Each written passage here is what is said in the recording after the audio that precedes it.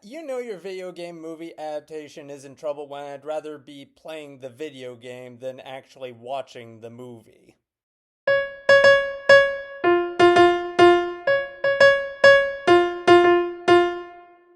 Hi, my name is Ryan Lane, and welcome to my review channel. So for today's movie, I will be reviewing Five Nights at Freddy's, directed by Emma Tammy and starring Josh Hutcherson, Elizabeth Lally, Matthew Lillard, and it was also written by the game creator himself, Scott Cawthon. Anyway, so the story follows Mike Schmidt, played by Josh Hutcherson, as he is a recently unemployed security guard, desperately trying to raise his little sister in the wake of their parents' untimely death. Desperate to avoid losing her in a custody battle to her aunt, who just wants the state checks, for watching out for orphans. Mike takes a job at, you guessed it, Freddy Fazbear's Pizzeria. Anyway, Mike is then tasked with what seems to be a simple enough job: keep people from getting into the place and wrecking stuff. What could possibly go wrong? Well, turns out a lot could go wrong.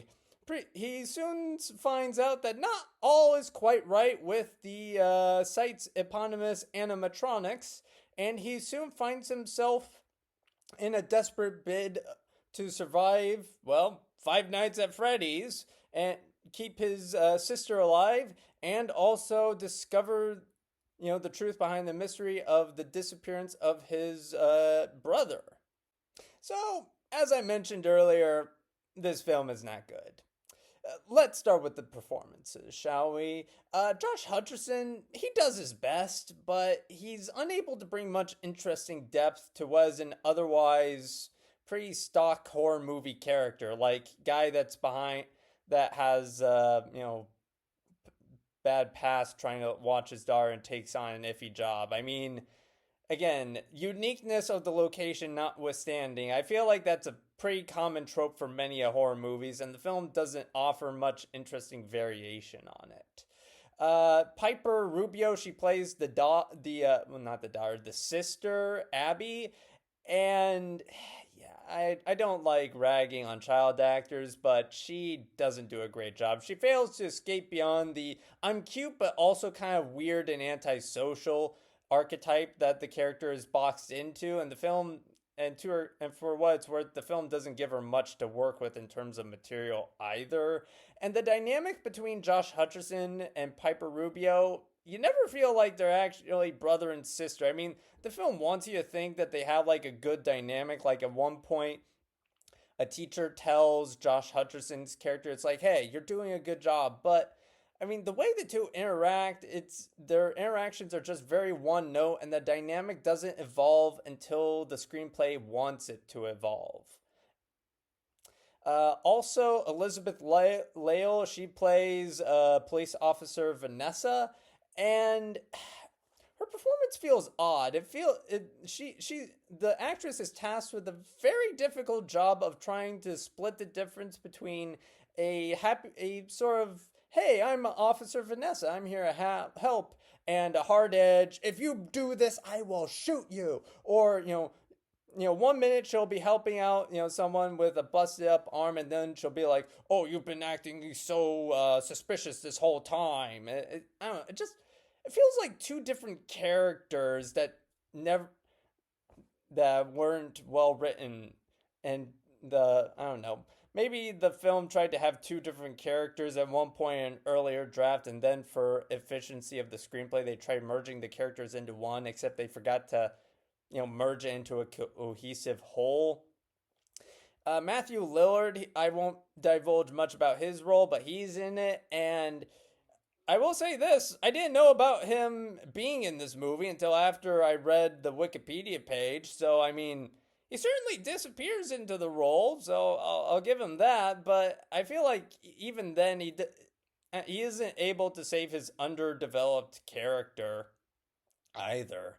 And then there's the supporting cast. The supporting cast just does not work. I mean, the supporting cast includes the aforementioned villainous aunt. I mean, basically, the aunt just wants a kid for, as Mike puts it, the money from the state.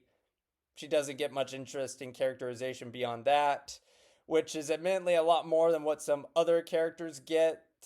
And the child actors who play some mysterious children that Mike sees in his dream, yeah, it's clear that the film's trying to go for the Shining type vibe, with ghost children, but they don't pull it off. I mean, bless their hearts, I know they're trying, but it just doesn't work.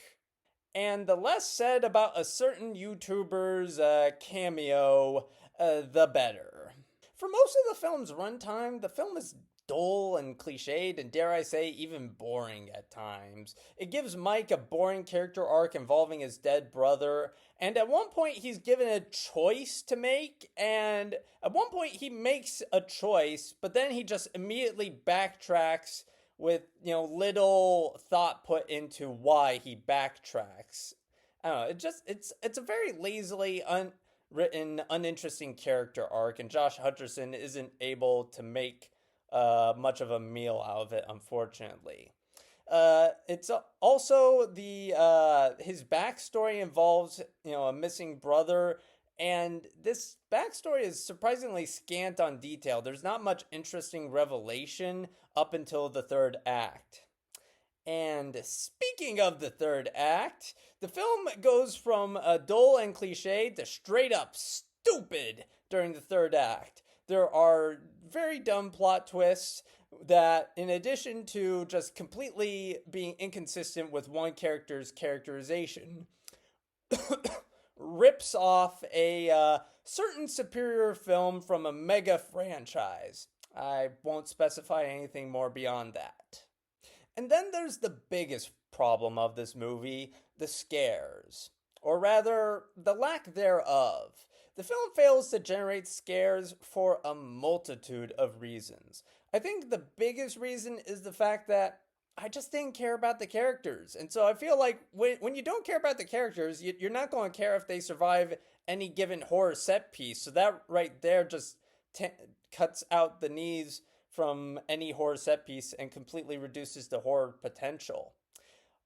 And then there's the technical level. So I think another issue is just the fact that every scene is overlit. Like, even indoor at night, you can see everything very clearly, and so that it just interferes with the horror.